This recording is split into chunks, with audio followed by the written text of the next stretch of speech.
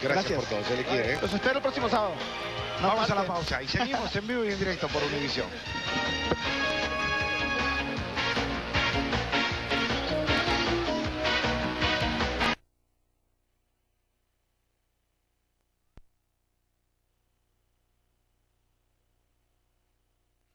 And now let's go to Michael Buffer for the official introductions.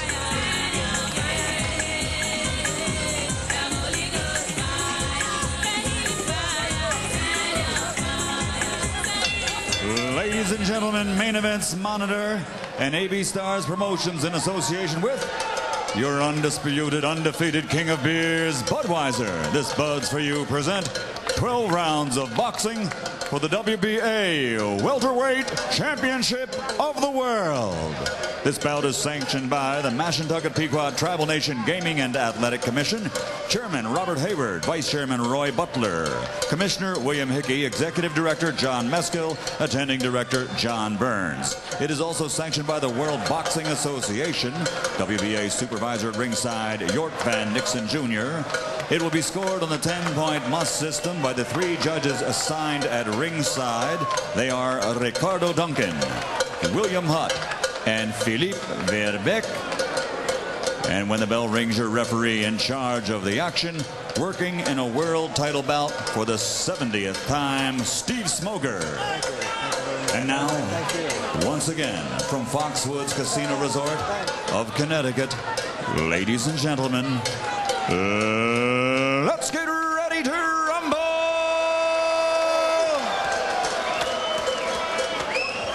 Introducing first, fighting out of the red corner, wearing blue trimmed with silver letters and weighing in at 146 1/2 pounds. In his professional career, he has 39 victories, 30 by knockout against 3 losses with 1 draw. Ladies and gentlemen, from Durango, Mexico, here is the challenger, the former WBO welterweight champion of the world, Jose Luis Lopez. And his opponent across the ring, fighting out of the blue corner, wearing purple and gold, and he weighed in at 146 pounds even. He has a perfect professional record of 34 victories without a loss, 29 by knockout. Ladies and gentlemen, from Accra, Ghana, presenting the undefeated WBA welterweight champion of the world, Ike Bazooka Quarte.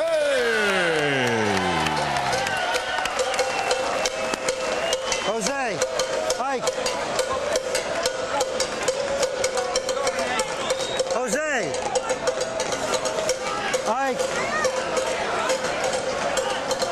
All right, guys, you were given your instructions at the weigh-in, both in English and Spanish. I want you to obey my commands at all times, protect yourself at all times, respect the bell, touch them up, buena suerte, let's go.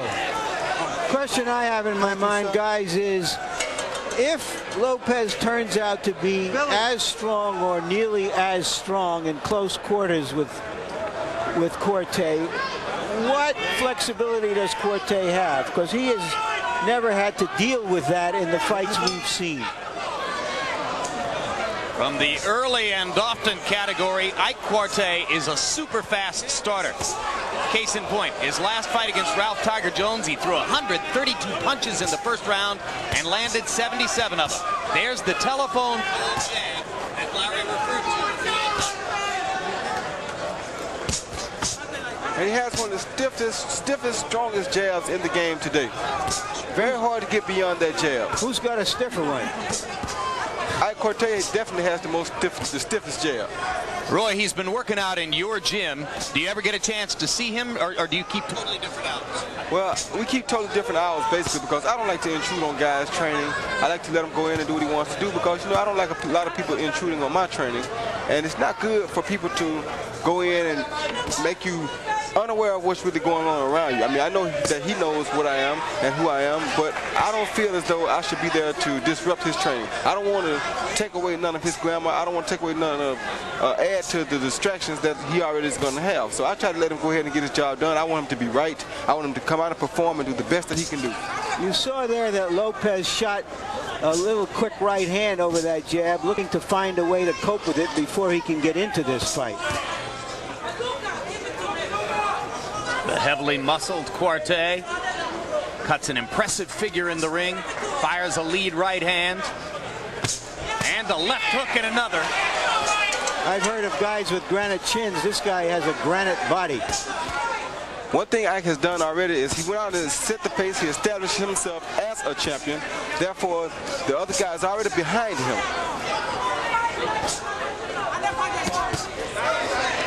And Larry, he's got the granite chin to go with the granite body. In fact, the great Gil Clancy, legendary trainer and manager, says Quarte has the best chin he's ever seen.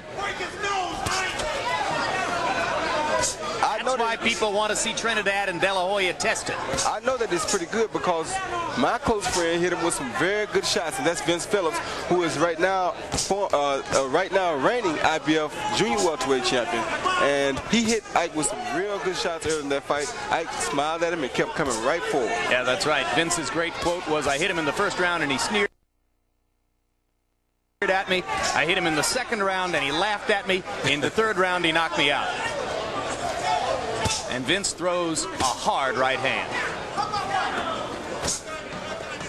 So round one has been a jabbing exhibition by Quarte. He's thrown many more punches than Jose Luis Lopez, has established his jab, and has Lopez on the defensive as we come down the stretch in the first frame.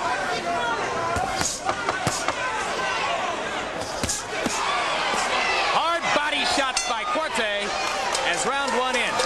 And now let's quickly go back to the subject of the preceding bout.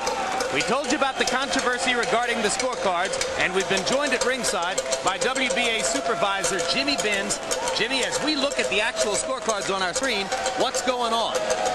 It's difficult to say because the scorecards were kept in such a manner that it was difficult to track the scoring by the judges. And as it got toward the end of the fight, it was very fuzzy where each judge stood. And in fact, the scorecard that was given to Mike Buffer to read was wrong. It had a scorecard of 115 to 103. No, he corrected that, Jimmy. I know he said did, but the 113. scorecard itself was wrong. The scorecard said 103, Yeah. you're saying. Yeah. Are you suggesting that there might have been some fixing of earlier rounds at the end of the fight, or that there were erasures? There were definitely corrections made. Now, I'm not saying that there was any fixing of earlier rounds, but there were definitely corrections made that you can see on the official scorecard. So what do you do next? What's the procedure here? Procedure is for me to review the actual scorecards that were filled out by the referees and the judges, and match them up against the official scorecard. Can you have that result for us before this next fight is over? I'm going to do my best. I'm asking the commissioner to do it now. I hope he's working on it, and I'm going to get the official scorecards myself and check them. Thank you very much, Jimmy. Okie doke. Earlier, Larry, you said that Ike Quarte hadn't fought no noticeable opposition. But he has fought some noticeable opposition. He fought Vince Phillips. Whoa, he went down. What happened there was that Quarte's right glove touched the canvas as he whirled away and after taking a punch. As I was saying, he fought Vince Phillips, who is a champion right now, and he fought Obakar, who was a very great contender and will soon be a champion. So I think he's fought some pretty good opposition in his day. So although Quarte dominated the first round, it's Lopez who gets credit for a knockdown early in the second round.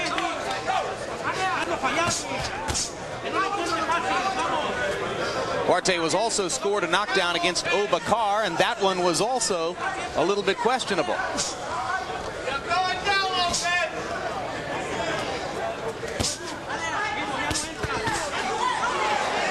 Good counter left inside by Quarte. Sends Lopez reeling momentarily. Lopez appears, Ray, to be trying to figure out a way to get in a decisive punch rather than to try to match Forte punch for punch, because he just can't. Yeah, and he has the right idea, because sometimes after Ike punches, he's still standing straight up, and that's when Lopez really wants to connect with that big punch. Well, neither has much head movement. I mean, for a couple of hard-punching fighters. They both have the arrogance to believe that they're going to hurt their opponents, and therefore they can stand with a still head and fire away. Yeah, they're not really out here to defend, they're out here to offend. That's right. They're both big punchers. No need of them working on their defense tonight. Although the hands are held high, some guys, their primary defense is their hands. Now, I think that is the case for both of these guys because they're big punchers. That way, they can always be set to land them big punches after a guy punches. Both well-schooled offensive fighters. You can see how precisely and confidently they set up their attacks. Quarte more so than Lopez at this point because he throws so many more punches.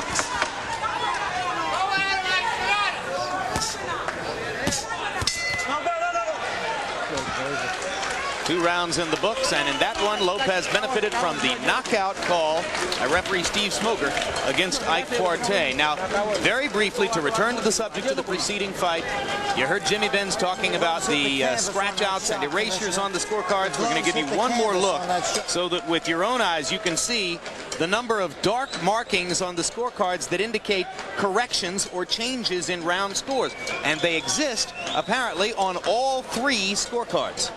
Well, my understanding is that these are not the official tallies, that these were transferred to this sheet, and that he wants to match the tallies that were made to the sheet. Harold, do you have any insights into that? Larry, the referee picks up a slip from each judge at the end of the round. He gives it to the commissioner who keeps a master scorecard. What you're looking at are corrections on the master scorecard. Let's see if we can quickly get what happened in that knockdown. There was a right-hand punch, turned Quarte around. It's a knockdown. Good call. He had the gloves. I think he had both gloves on the canvas. Certainly the right glove touched the canvas.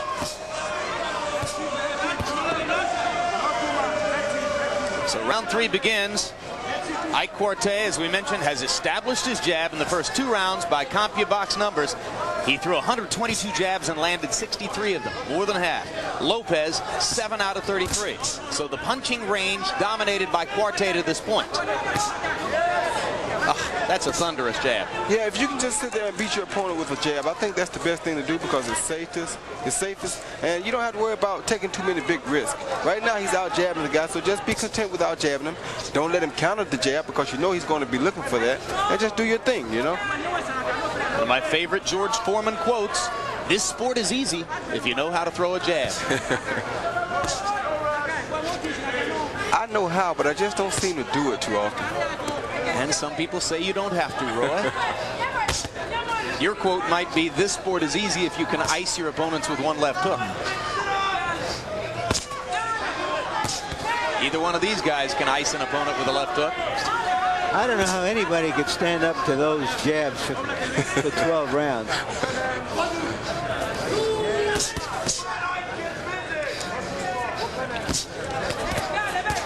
Forte was asked the other day to list the most difficult opponents in the welterweight division, and he listed Whitaker first, Trinidad second, De La Hoya third.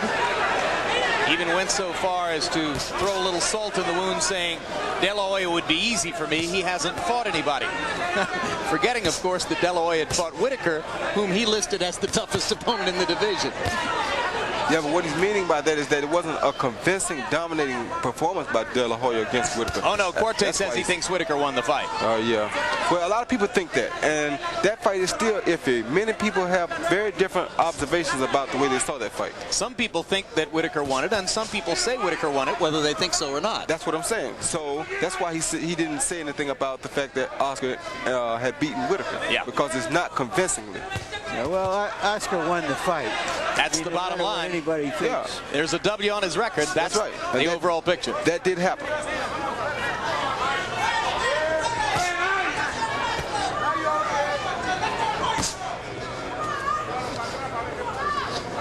And to his credit, I like the fact that Oscar was willing to say he wanted to do it again because he wanted to straighten it out. He wanted to dominate and show people that he really could beat Whitaker.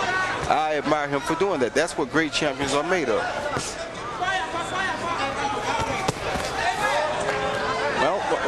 Maybe great promoters are made of saying, I don't care what the fighter wants to do. I'm going to do what makes money for him. Which is why I don't have one of those great promoters.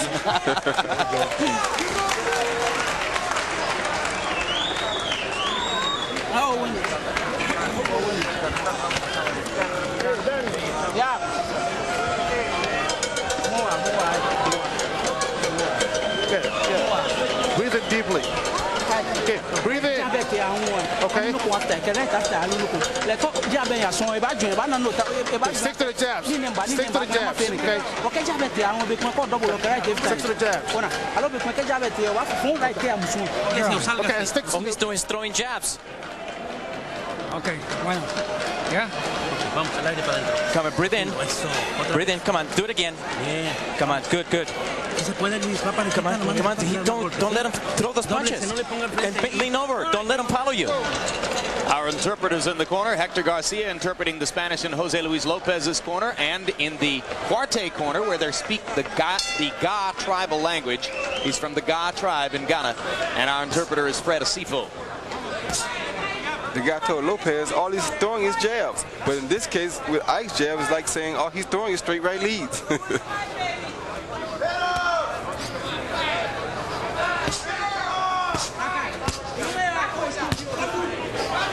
Harold, how you got it through 3? Well, Jim, the thing we got to talk about is that second round. If anything touches the canvas as a result of a punch, besides the soles of your feet, it's a knockdown. And Jose Luis Lopez knocked him down, and it's all there is to it. You had to give Lopez the second round, but not 10-8, because Quartet did real well with that jab. So I scored that second round 10-9.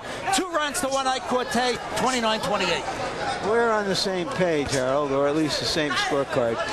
Are you okay? You know, Lopez seems as though he's trying to let Ike punch himself out a little bit before he starts his attack.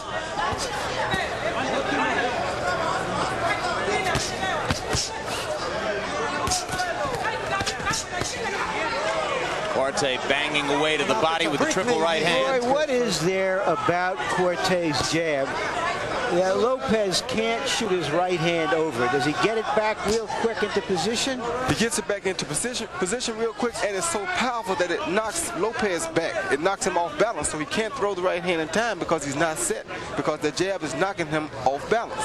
It's so strong and it's so quick that it keeps the guy off balance. What else can he do to try to neutralize it? Lower his head, make Ike jab lower so that the jab will be a little shorter, and then he can see Ike's chin better. Then he'd have room to step back off of it a little bit and counter with the right hand. Anytime you make a guy punch lower, it shortens the range of the punch. But as long as he's straight up like that, he's going to have a hard time. Now, later in the fight, he may counter because Ike may get a little lackadaisical, and that's what he's probably waiting on. But as long as Ike is like this, he's going to have a very hard time countering that jab from a straight up position like that. And just when he starts to time the jab a little bit, Ike fakes the jab, and here comes the hook. So he can't move his right hand because he's going to get hit. Lopez fires a right hand over the top and scores with a left hook inside. Quarte backs him back up with the jab. Every time Lopez has landed a hard punch, Quarte has grinned at him. And what does that usually mean, Jim? It usually means that it did hurt. It usually means he's covering something up. I think Lopez is a good, solid puncher. He just doesn't get many chances to land because of Quarte's continued fusillade of jabs. I know he's a good, solid puncher. And I think his thing is to let Ike punch himself down and get close and see can he hurt Ike when he hits him. And again, the right hand and the left hook, and again, Quarte has the grin on his face. And I think Lopez has found a way to make something work here as this round comes to a close. Join us November 18 for the next installment of Real Sports with Brian Gumbel. Featured in this edition, a profile of Detroit Pistons superstar Grant Hill, a talk with NFL quarterbacks Boomer Esiason and Jim Kelly and Mark Rippon about their common experiences with children who have life-threatening illnesses, and an investigative look at John Gillette, accused of swindling millions of dollars from top professional athletes. Real Sports, the only show of its kind, and it's only on HBO. Either you lean forward or get out, but don't stay in front of this guy. I want you to go to that body. He's going to win this fight if you don't do something. Come on. You can do it. Use that jab. I get the sense that with that big jab in Lopez's face and forehead, he's like a quarterback who looks downfield and seems to see 10 defensive backs. He doesn't know how to counter it, where to throw the ball. Yeah, but Lopez seems to be gaining a little bit of confidence too. Every time he does land a punch on Ike, he backs Ike up, and I think this is giving him a little confidence. Like that. He's still eating that jab constantly. And it's a damaging, debilitating jab. Quartet continues to pound away. But Lopez, toward the end of the preceding round, found a way to get his left hook into play, leading with the right hand and firing the left hook behind it. Let's see if he comes back to that pattern. Lopez is looking for one punch. He seems as though he thinks he can hurt Ike. So if he lands this one big punch, he wants to see what's going to happen. In the meanwhile, Ike will just box him and stay away from him. Lopez trying to get his left hook to Quarte's ribcage. Quarte comes back to that solid base. Don't punch, step clean. Very good, very good. Ike Bazooka Quarte, tremendously strong legs in addition to the chiseled upper body that you can see. Keeps a wide base. Hard counter right. Very good counter right hand by Quarte.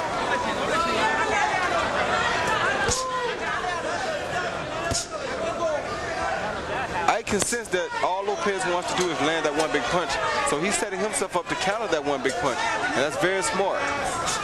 Punch out, your hands loose. Punch out, let him out. Get out of break. Okay, that's good, very good. Step back, step back. Yes.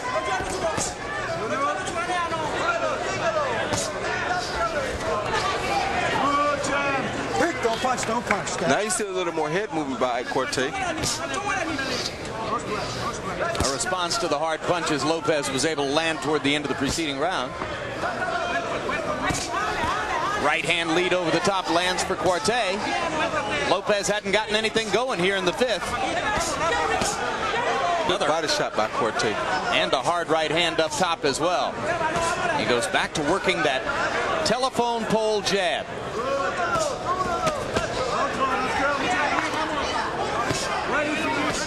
Lopez trying to get to the body, but Quarte was in perfect position with his arms pinned against his sides.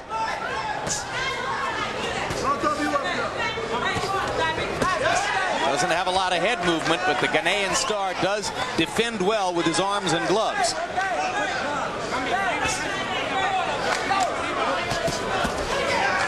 That time Lopez got the left hook through the middle of the guard. Step back. There's that one big right hand that Lopez is trying to land. Hasn't landed much.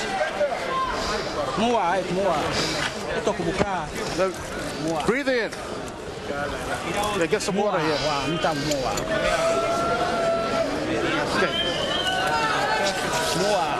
Okay. Keep on breathing in. Breathe in very deeply. Now drink some water. Keep on breathing. Deep breaths. Breathe in. Okay, now when he hits you, hit him back. All right? And push it back. That's all you need to do. You do the right thing. Okay? You're doing the right thing. Stick to the body punches and the jabs. Throw that jab to the liver, to the bottom side. The last top welterweight to come out of Mexico about 15 years ago was Pepina Cuevas. Cuevas was stopped by Tommy Hearns. Right now you have to think that Quarte is playing Hearns to Lopez's Cuevas.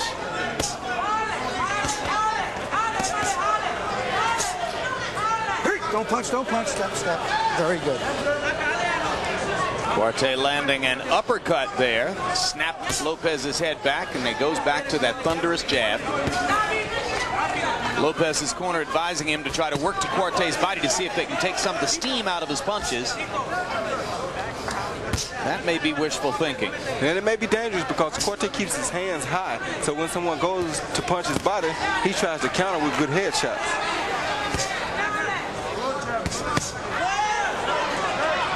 Excellent jab hook. So quick. So quick with the left hand. Doesn't give you a chance to counter it.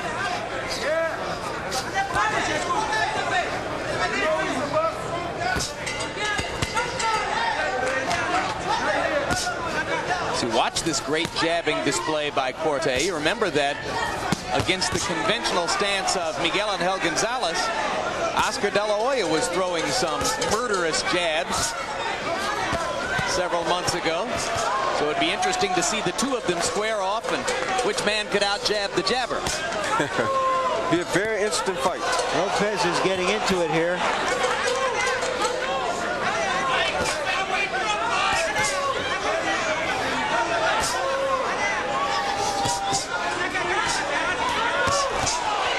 Right hand lands for Quarte, and Lopez's attack has been blunted by another Quarte rally. Lopez is a powerful puncher, though, Jim. Particularly with the left hook, I think, Roy. And the right hand, really too. snapping. The right hand, too, though, Jim. He's throwing some very good punches here. And they'll be dangerous throughout the night as long as he's throwing them like this.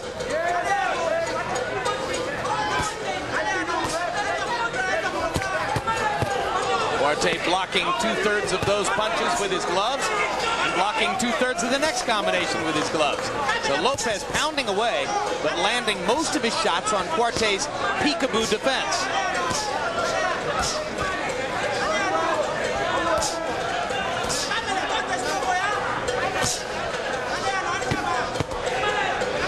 Again, blocking the shots with his gloves.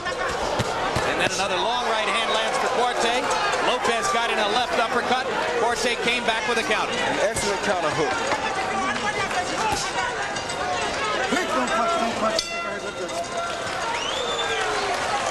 Best round so far. Two good fighters. Two excellent fighters. Let me get a look. Let me get a look. Okay. All right.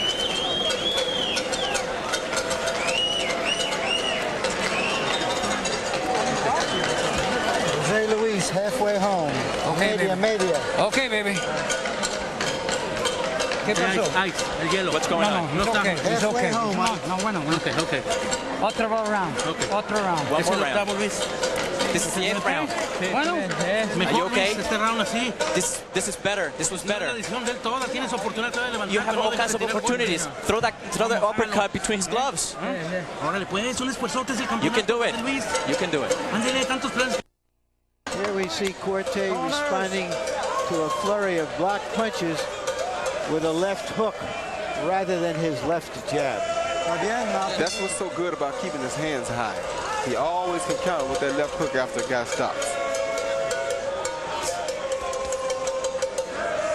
I know earlier when we looked at the rankings of the fighters, I said that Quarte was the strongest of the three champions, and Trinidad was the better puncher of the three outstanding. And that holds up here. He's not a power puncher. He's a hard puncher. That's the impression one gets, Roy. Yeah, he is a hard puncher, but he has a lot of snap on those punches. And Trinidad throws more rangy punches. The rangy punches have a little more leverage on them, and that's why he seems to be the harder puncher. But he's not really more of a knockout punch. Yeah, because the snap with the leverage and the range is what really gets the knockout.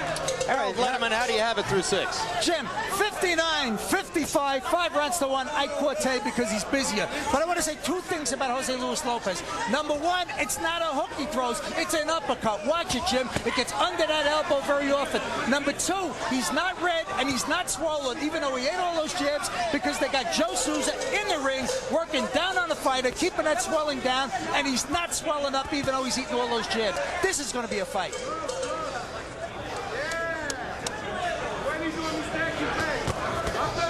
I hope so, Harold.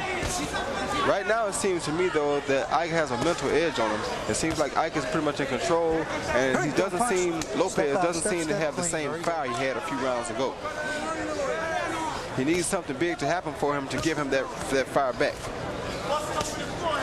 Hey, don't punch, don't punch. Step, step.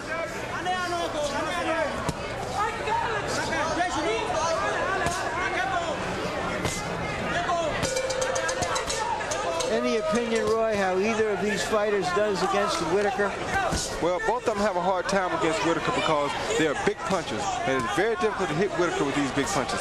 However, Ike has a conventional stance that allows him to go forward, backwards, left, or right pretty easily. So he probably have a better chance against Pernell Whitaker. Lopez, however, always keeps his weight forward. He'd never hit Whitaker, and he wouldn't do probably as well because he's a straightforward guy. And those are the guys that Whitaker has preyed on throughout his entire career. Yep. Fascinating because neither of these fighters has a severe technical flaw. And yet you're saying that both of them would have technical problems against Pernell. Well, like I said, Ike would have problems because of his punching ability, but I think he'd slack up a little bit and throw quicker punches against Pernell because he knows that he can't go out there and worry about Pernell's head. He has to kill the body and let the head die. The other, Lopez, on the other hand, is really strictly a big puncher, strictly a forward, straight ahead fighter. And like I said, he would definitely have problems with the Whitaker. Lopez reaching to try to land a right hand over the top against Quarte. Quarte countering as always. Lopez finally gets in a left hook underneath as the round comes to a close. Okay. This is a very good round for you. Stick to what you're doing. I'm very happy with what you're doing, okay? Now, don't stand up straight away and throw the right. Okay? And don't stand right in front of him. Don't give him a chance to punch back. And don't let him push you back. Keep your distance and throw more punches. You have to keep your distance from this guy. Use your left, right, and then you right, straight out hand. But you have to do something. You just can't stand there. You got to do more work. All right, gentlemen. Go for it. Now the question is whether Lopez is willing to take the risk of making it a rough fight because Quarte is hard to hit, and if you make it a rough fight, you leave yourself open, and he's going to find those openings. Well, you heard Rene Martinez telling Lopez in his corner, you've got to do more than you're doing. It's a very tough call for the fighter who has to go in and face the punishment he's going to take if he opens up a little more. Yeah, Jim, but I think that's his only chance. He's getting outboxed right now because he's trying to land the big punches. Ike's just stepping around him, steady outboxing him, and it's basically making him lose confidence. So his thing is, if he wants to land the big punch, trade, gamble. Go for the gamble so you can land the big punch and see what happens. But if you just sit out here and do this, you're going to get outboxed all night and you're going to get murdered. Well, when Martinez told him between corners he had to do more, according to our interpreter, Hector Garcia, Lopez said to him, but his punches are hurting me. That's right. These punches are powerful. That hard jab I told you about when they said he's just throwing a jab. Yeah, but that jab feels like a straight right hand to the opponent. You know, the corner man can say, well, he's just hitting with a jab. But they don't know how hard this jab is. This is not an ordinary jab. This is not a pity pad. This is a bazooka jab. Bazooka Quarte in round 7. 53 of Quarte's 61 punches were jabs. You see the effect they have. Well, you can hear the effect they have with our ringside microphones. I'll tell you what, Lopez's punches are not as strong as they were earlier either. Ike punches are just as strong, if not stronger than they were in the earlier round.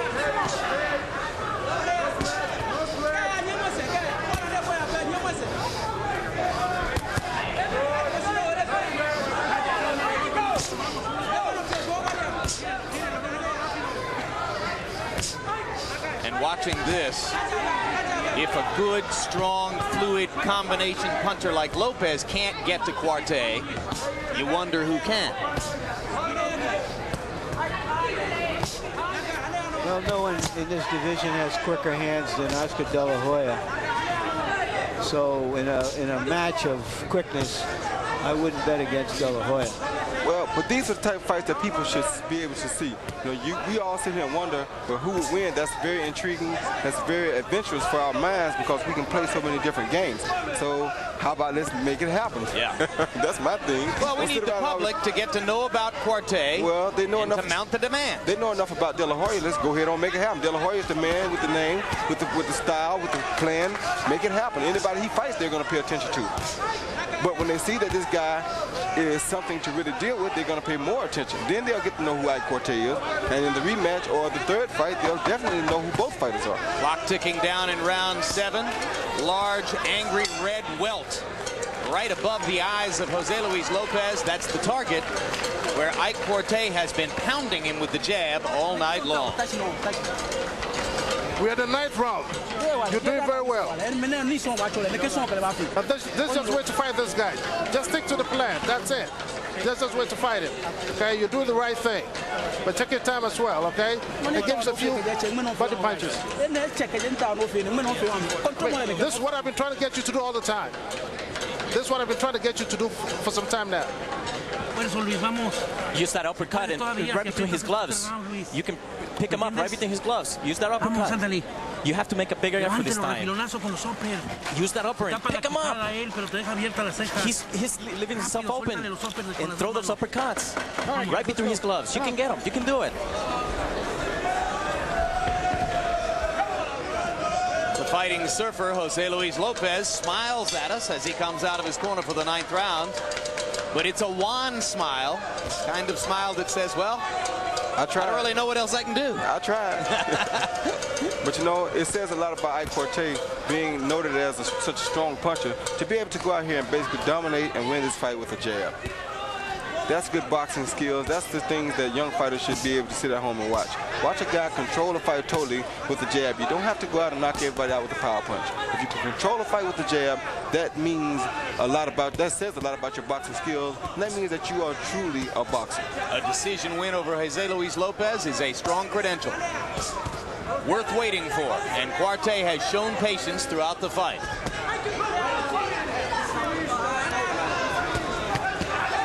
Lopez trying to use straight rights to set up the left hook again. Left hook was blocked by Quarte's right glove there. And I must say that Lopez is a disciplined fighter. He's doing everything his corner told him. He throws the uppercuts to try to come between the gloves like they suggested. He's doing everything that they're suggesting. It's just that sometimes you can't win a race with a quarter horse when you're racing thoroughbreds. Well, that depends on the distance. And we have 12 rounds here, which is thoroughbred material. That's right.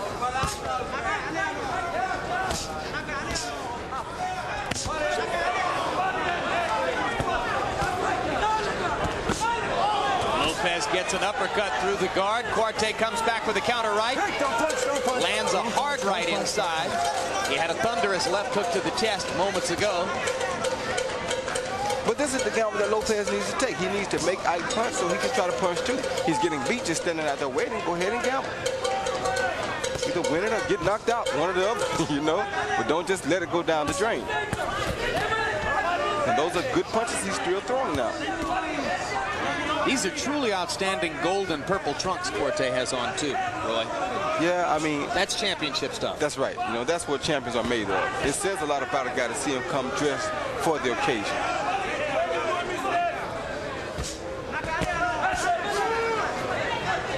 There's a welt over under the left eye of Quarte. So Lopez has been getting to him with some of those punches. First time we've seen Quarte marked that way.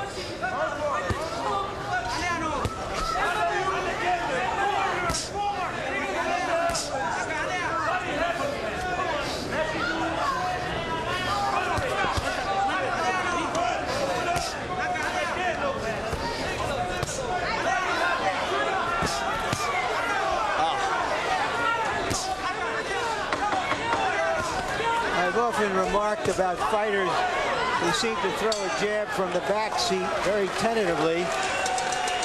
This guy, Quarte, seems to throw it from the hood of the car. Breathe in. All right. You're doing very well. Don't change what you're doing. Stick to what you're doing.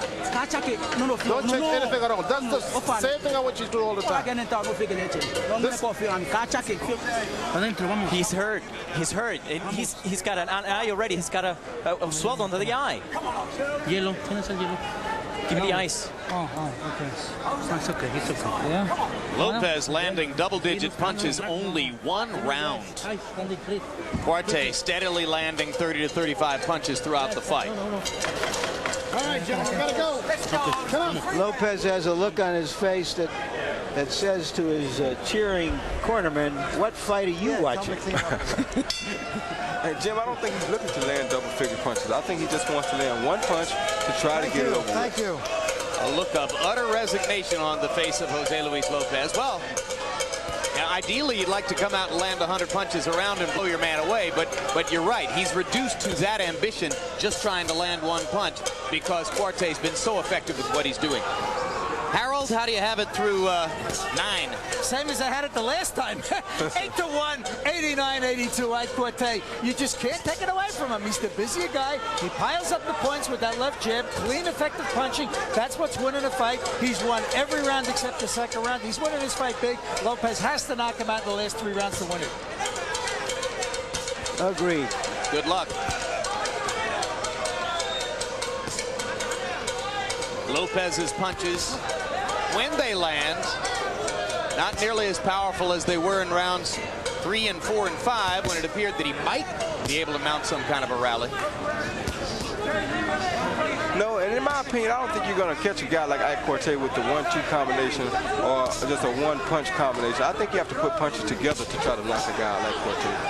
I mean, he's not a dumb fighter or he wouldn't be champion. You know, he's one of the best fighters out now. He's definitely one of the best welterweights in the division, and you're not going to knock him out with a 1-2 punch combination. Well, and against fighters like Aaron Davis and Yuri Boy Campos, Jose Luis Lopez was brilliant at putting 3 and 4 and 5 punch combinations together. Yeah, he just can't do it here. No, because when you catch one or you throw 2 of them and a big punch comes between it stops that rally.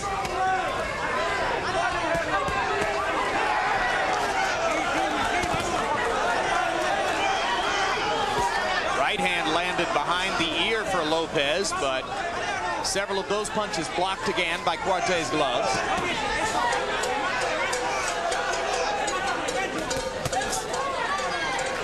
Now Lopez has a cut under his right eye. Little one.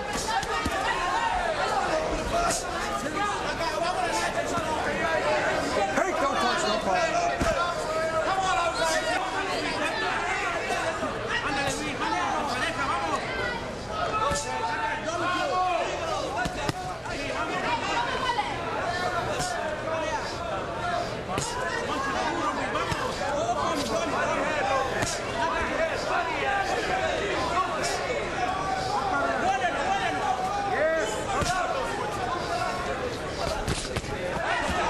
Chopping right hand landed for Lopez after a Quarte jab.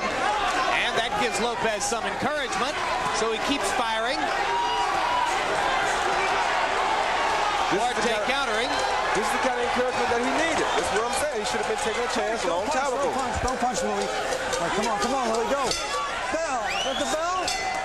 Got the bell? And a grinning Lopez sees his rally come to an end as the bell rings to end round 10. Here's a sequence of jabs by Quarte, like an off-tackle run in football, 5 yards at a clip. Keeps rocking Lopez back, changes up with a little bit of a left hook, plus a right. Awfully tough stuff to get something going against. Can I get your card? Lopez gave it a shot in the last 30 seconds of the last round. 2 rounds special. 2 rounds special. Yeah, don't play around with this guy. You're going to make him happy. You're going to make him confident, okay? Don't make any more mistakes. Do not play with this guy. You only have 2 rounds to go. You only have 2 rounds to go. Right now, Quarte is dominating a very good prize fighter. Yeah, but he can't get careless because that very good prize fighter still has punching power left. Well, you heard his trainer, Daniel O'Dampton, saying exactly that to him. Don't make another mistake and give this guy confidence. You saw the confidence that Lopez welled up with in the last 30 seconds of the preceding round, but he looked a little weary as he stepped back out of the corner to begin this one.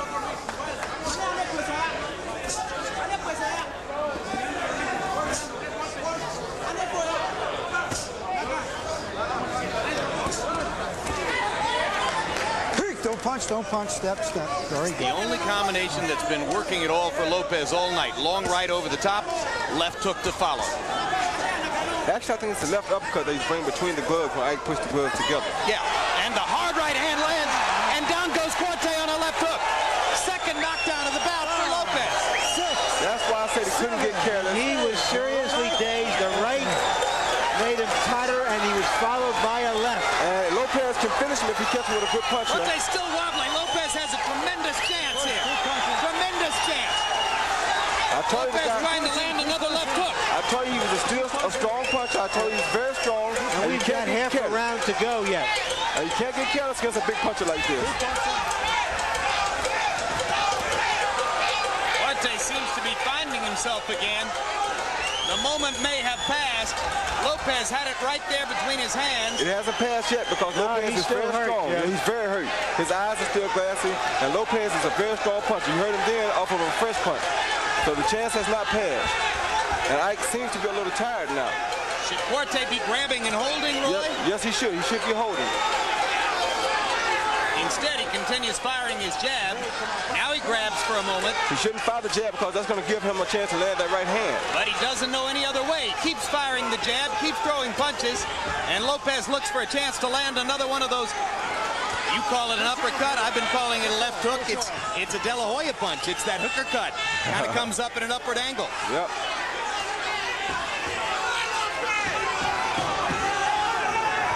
I told you Lopez should have been gambling a long time ago because that's the only chance he has is to gamble.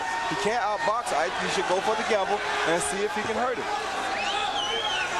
Quarte gradually regaining his strength and getting his feet under him. Not really. His strength hasn't really come back yet. He just landed two right hands. It's made Lopez think twice about coming back at him. It's a bloody mouth for Quarte now. Goes back to pumping the jab. See if Lopez can bring the right hand over the top. Well, Lopez is asking some questions of Quarte. We haven't seen him ask yet. Sit down. You made a small mistake. Don't worry about it, okay? Okay. I don't know. You're still winning the fight. You're still winning the fight. The boss wants to know why you're not banging on. Okay, we only have one more round to go. That's it. You gotta apply more pressure. You have to apply the pressure now. It's the last round. You can do it. Give me the toe, please. Big toe. You have to do it. Last one, Ike. Last one.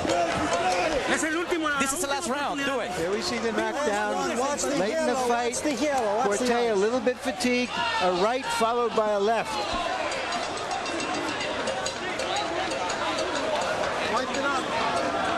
You can even find chinks in granite, Jim.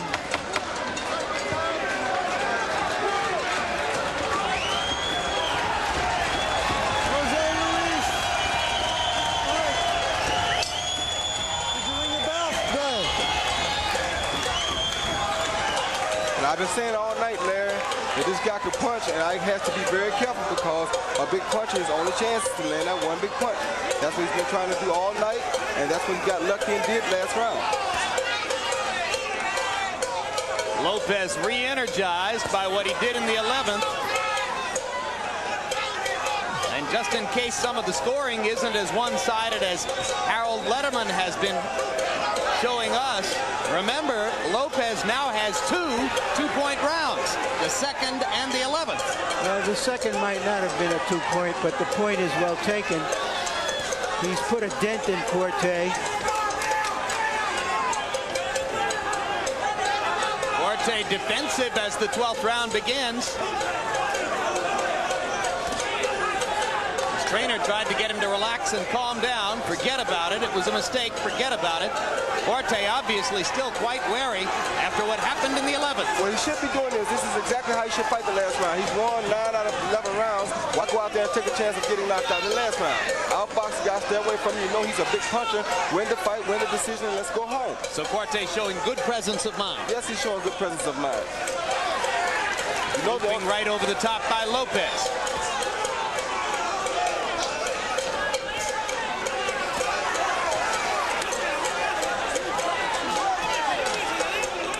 Harold Letterman very excited beside me because he remembers Lopez's father going into Philadelphia and knocking out a very highly ranked featherweight named Goss.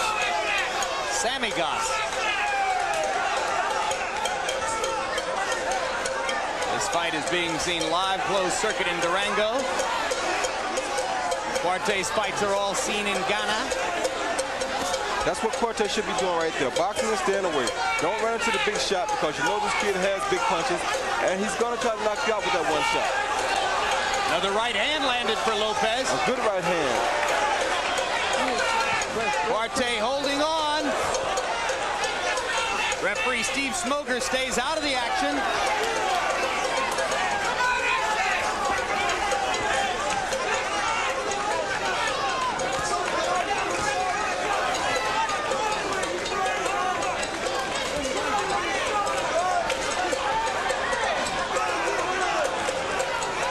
And Lopez isn't likely to get another chance.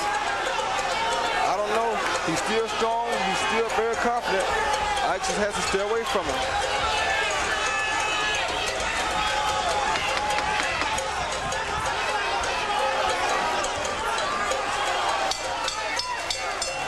That was a very smart round by Quartet.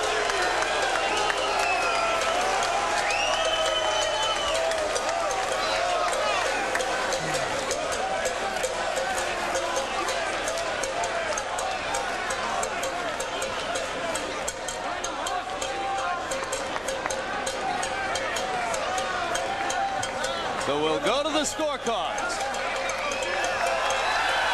In a fight largely dominated by Quarte's jab,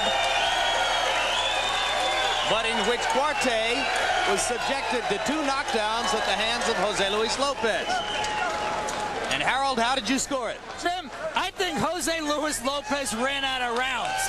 In simple English, if this fight would have been 15, Lopez wins. But be as it may, Ike just had too big an early lead. 115, 112, 8 rounds to 4. Ike Quarte, he just won too many of the first 9 rounds. He had that humongous lead, and Lopez just couldn't overcome it. Jose sweeps the last 3 rounds to make it a little bit closer. Still in all, Ike Quarte by 3 points because he had that huge early lead. I got to say something about Smoger in the 11th. Great call. The Mouthpiece came out on a knockdown. Smoger held the Mouthpiece rather than call time and put it back and take away Lopez's advantage. He didn't shove it back during a lull in the action. Steve Smoger is a good referee. A very good one indeed. Well, we told you that most of the fight was dominated by Quarte, particularly his powerful left jab. But these odd moments leave us with a little bit of suspense. In the second round, quick left hook inside landed for Lopez, and Quarte's glove touched the canvas. That was scored a knockdown. Then the right hand over the top, followed by the left hook, put Quarte on the canvas in the 11th. And suddenly created the expectation that maybe Lopez, way behind on the scorecards, could win the fight. And then Quarte stayed away in the 12th, giving away the round, but robbing Lopez of any chance to land more power punches. And we'll wait and see what the scorecard shows. Certainly Lopez won back a lot of his fans with his performance in the last 2 or 3 rounds. And Michael Buffer has the official numbers in his hands. Michael?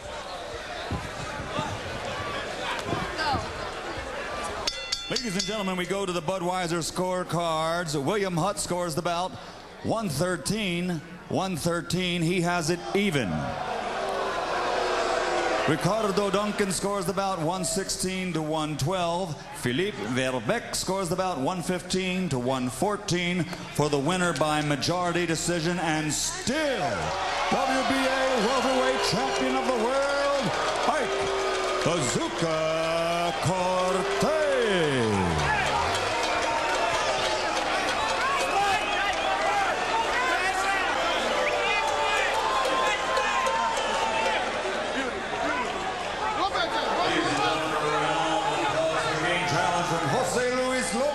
So a majority decision for Quarte. He remains unbeaten at 35-0. 6th time in his career he's had to go the distance, and I think the decision is the right one, despite a few scattered boos around this arena. Let's take a look at final punch stat numbers, and you'll see the dominance of Quarte in the basic categories. landing 387 to only 104, so he landed 283 more punches than did Lopez. Threw 177 more punches than Lopez, and dwarfed Lopez's connect percentage, 53% to 19%. That's what the boo birds don't understand as they boo the decision. Total jabs, and this is where Quarte truly dominated the fight. 313 out of 606, as he mostly worked the left jab throughout the fight. And Larry Merchant is standing by with the winner and still champ, Quartet. Thank you very much, Jim. Congratulations, champ. Thank you. Was that your closest call yet as a champion to losing your title? Yeah, the guy's a tough guy. How badly hurt were you in the 11th round? Well, I wasn't too much, but the guy's a tough guy. Well, he caught me. He caught you. Were you by that time confident that you had won the fight with your left jab? Yeah, that's what we can plan for, because a week before the fight, I was sick. I don't want to put the fight off, so I just decided to use my jabs to win the fight because I don't want to put the fight off. I was sick, doctor declared me fit, but I said I was. You're saying you were sick a week before the fight, so you felt you had to come in here and just win it with your jab. What was your problem? Well, I had malaria and I have sore throat, and doctor declared me fit, but I said I'll fight. So that didn't know about everything. I don't want to put up the fight. I want to put up a good show. You didn't want to postpone the fight. All right, let's go to the 11th round. When he hurt you, were you tired by that time? Were you worn down? It was late in the fight? Yeah, he just got me. Yeah, he caught me with a punch. There's no explanation. The guy's a tough kid. Very tough guy. Is he the best fighter you've ever fought? Yeah, he's a bad fighter. Nobody wants to fight him. Nobody wants to fight a kid. I took a chance to fight the guy because I want to prove myself that I'm the best in the world. So you feel that he's a tough guy that nobody else wants to fight, and that you have to fight all of those guys to make an impression here in America? Yes, because I want to prove myself. Nobody wants to fight me. I want to prove I'm the best in the welterweight. That's why I take this fight, because this guy's a tough kid. Do you think that by getting knocked down, maybe you will encourage the other fighters to fight you now? Well, they should not make a mistake, because I was sick a week before the fight, so that's why maybe... No, you shouldn't make an excuse, because then they won't want to fight you. There's no excuse. I can't give you an excuse, but I want to tell them that where they got Trinidad, Delaware, they shouldn't make any mistake. If they come to me, they will go. Thank you very, very much, and again, congratulations. Thank you. All right, Jim.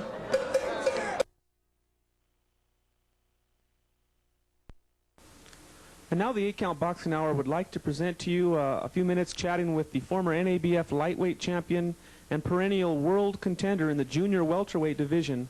This is Primo Ramos of Mexico. Primo has fought on national television many times.